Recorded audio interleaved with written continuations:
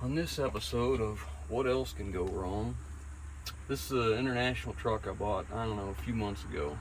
I went to go look at the truck. The guy said it had a blown brake line. I went to go get it. The front ones were blown. We replaced them both. The back were okay. Made it almost home, blew the back one. So, but when we went to go look at it, he couldn't get it to crank. He turned a key on, push a button, and it wouldn't do anything. And I'm like, well, I can't buy it if it don't run. I'm not for that price, right? So he's like, all right, well, I'll get it going and I'll call you. So I said, all right. So he calls me back a few days later, said, hey, I got it fixed, come on out. I said, what'd you do to it? He says, well, really nothing. We wiggled some wires and suddenly it started. So we come out, and you guys might have saw in the video, replace the brake lines and what have you.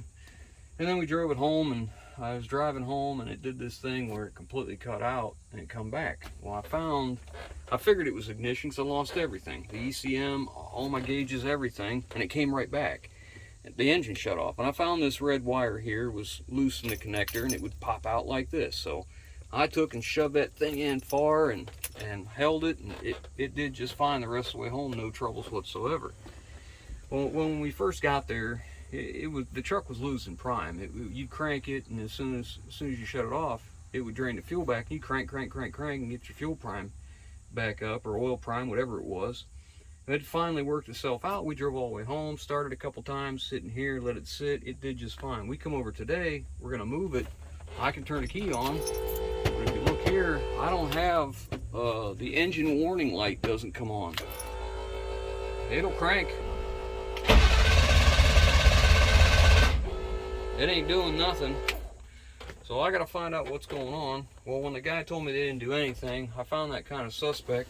Well, once I got underneath the dash, I told you, remember I showed you, I said they added this blue wire to that crank circuit. Because this crank circuit's supposed to go through the neutral safety switch and then to the starter. Well, they just bypassed it. So this thing will crank in any gear now because they didn't do it right. And he says they didn't add nothing, but this is a fresh blue wire, and I could see it all the way down there. And I knew the guy was lying to me, but I just blew it off because whatever, we'll get it fixed. It ain't a big deal. But now we need to move a truck, and now we got a completely different problem. Or maybe start at the same part of the same one. We got no check engine light, no light telling us our ECM kicked on, and you don't hear the IDM cycling or nothing. So first thing I'm gonna do is I check the ECM connections, because they come down to the batteries, the battery harness, and they go up to ECM. And we got power on both sides. So the next step is we got to trace some wires up and find out where they go and if they are powered up, no holes in them, no problems. You know, you can see here's the blue wire they stripped and spliced in here, but you know, they didn't do that. But anyways, regardless, I'm a big boy, I take responsibility. I decided to buy it. I don't care about that. I just need to find the problem now. So what I have is this blue wire on this ignition switch is supposed to go out here to a relay to turn on the ignition for the ECM. And we have power on that like we're supposed to. But I gotta find out where it goes awry out there. So now we need to get outside and see what we can find. So let's get out there and take some stuff apart. Alright, so this is where the relays are. And this is the relay for the ECM. I have power to the relay. I have power signaling the relay to work. But I don't have any ground to control the relay. And I'm going by which one of these pins are by the diagrams that's on these, using the 80, 85, 86, 87, and 30 pins. So I have power here. I have nothing here because we don't have anything to, the relay's not in place to connect these two. But we should have power here and a ground here right now because the key's on. So somewhere we're losing a ground.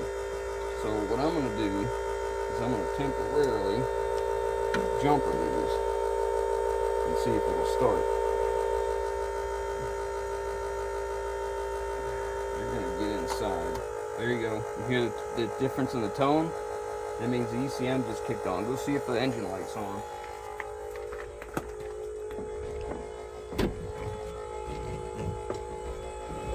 No, it's not. Okay.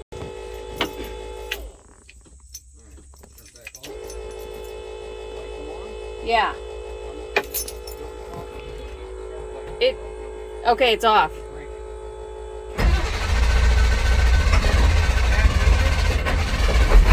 Yeah.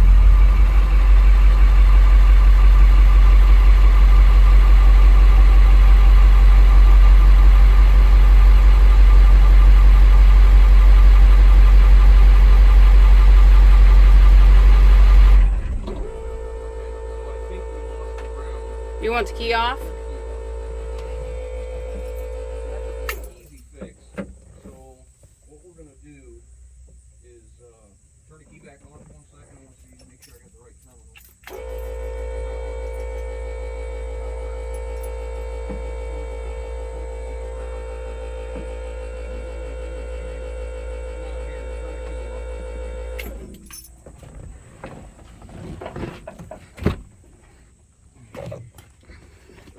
Okay. Alright, so this is MIG wire. I carry MIG wire in my travel box all the time. Give me that jumper lead out of there. Inside. Did you bring it out here? I gave it to you a little bit ago. Clamp ends on it? Oh no, that was something else. Okay, it's right here. Alright. So if you can see this connector up here. You see it? I don't know.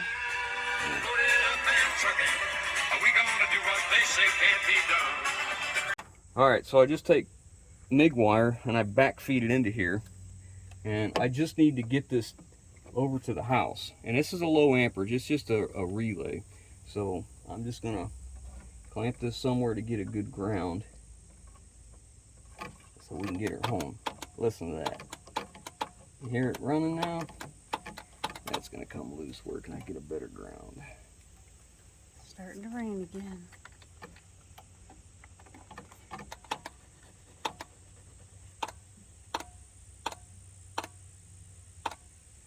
Alright, let's give her a crank. Let's see what she does, Frank. Gotta be careful with my test light and stuff.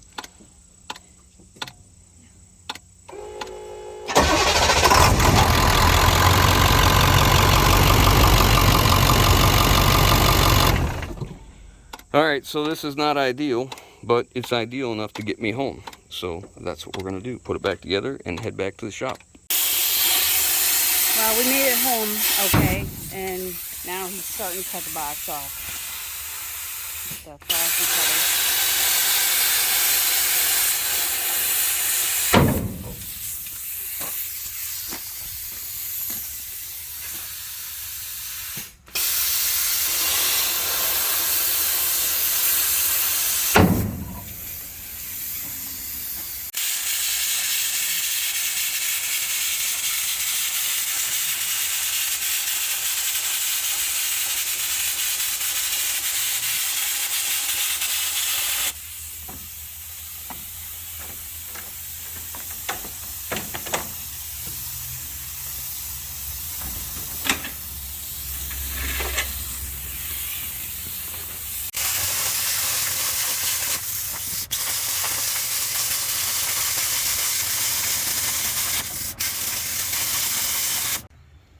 Okay, we got the box all cut off and ready to come off, but he wants to go ahead and cut the lift gate off of the frame because it's no good. It's really rusty and junky, so we're just gonna cut it off now. Yeah, and then we'll lift it off.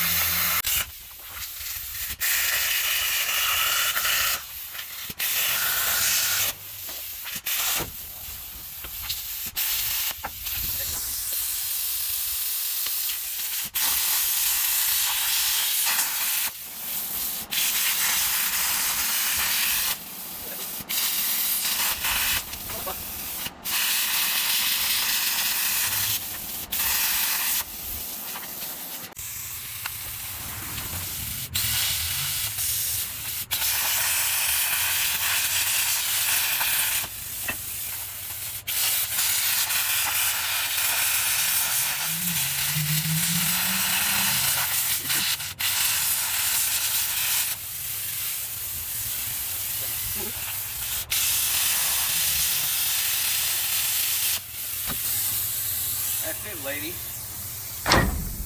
Okay, good. Alright, we're ready to lift the box off. I always hate this part of taking the box off because, I mean, I'm not real great with the skid steer, so. And then I mean, we've shown this before, but we're just happen to be doing this today, so we're just going to show you again. And he hooks the grate all to the front of it with a chain, and then I hold the back up with the skid steer, and then he drives the truck out from under it, and then we just lower it down.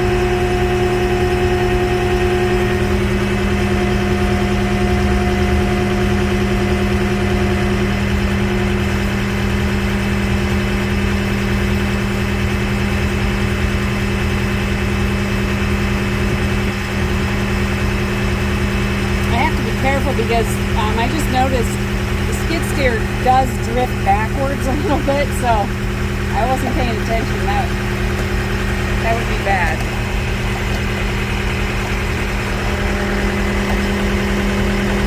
So he's squeezing the truck in right beside me.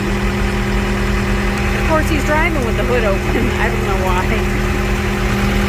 Okay, I'm gonna have to put this down because I'm gonna have two hands to lower this down. Okay, we got the box off. Uneventful, but we forgot there's a Peterbilt hood inside, so we gotta get that out.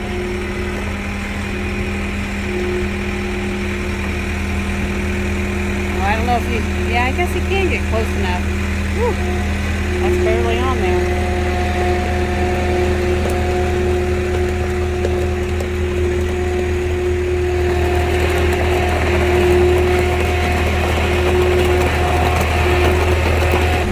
It's starting to pour now. It's fine, you're fine.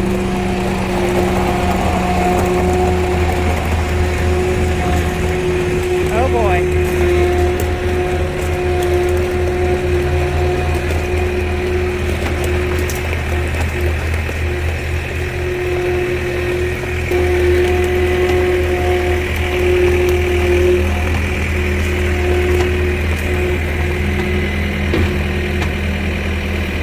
Alright, so that box came off with no troubles whatsoever. So, a couple things. What we'll do next is we're going to go ahead and cut the rest of this lift gate off of here. Take the cylinder off, take the electric over hydraulic motor off the other side.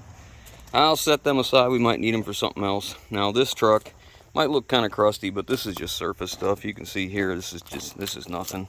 It's just moisture between the paint's what it looks like. It'll clean up and sandblast up real nice. So this is a double frame. As you can see, it's in pretty good shape. Not a lot of rust jacking between the two, which past this point isn't going to matter because we're going to move the axle forward. And you can see why I didn't really want to do the rear brake lines until we're ready, because we're going to move the axle forward, so I'll have to make them shorter anyways. So that'll be next. Tires are good enough for somebody, but we're not going to keep them. We'll put good tires on it, and we'll get the wheels sandblasted and painted and all that kind of stuff. Yeah, so we'll shorten it up. I believe this truck will end up being a 10-foot dump is what I'm thinking, because the cab's in pretty good shape. The rockers are good, the cab corners, bottoms of doors are pretty decent. The hood's not all beat up, it's not cracked. It's got headlight bezel missing a spring or something in here. Figure that out. It'll need some work, but that's okay. So I talked with friends of ours at AMI, where I get all my international parts, and they were telling me that the problem I have here, I told them I was losing my not getting the ground for my relay, and the way they explained it, it goes from the ignition switch into the ECM, and then the ECM, the ignition switch sends just low amperage power to the ECM to wake it up, and then it sends power to the relay, which brings our larger amperage power to the ECM. So I may have a wiring problem from here. I may have an ECM problem. We're going to dig into it later. I'm not going to dig into it today because I have far too much going on right now to dig into it, but it could be in my harness here, a pin, we'll see. When I go to look at that, we'll bring you along. It's developed an oil leak up in the front we'll have to deal with, which isn't a big deal. The truck's doing the work too. It's no piece of junk. It's only got 157 on it. It'll make a nice little dump truck. So yeah, we'll move forward with this another day. But for right now, this is all we're gonna do. And we're gonna go on to the next one. So I hope you enjoyed that little video. Hopefully we can get back to making our regular videos like we have been, and we'll keep you guys going with hopefully some regular uploads. Thanks for watching, guys. We'll catch you on the next one.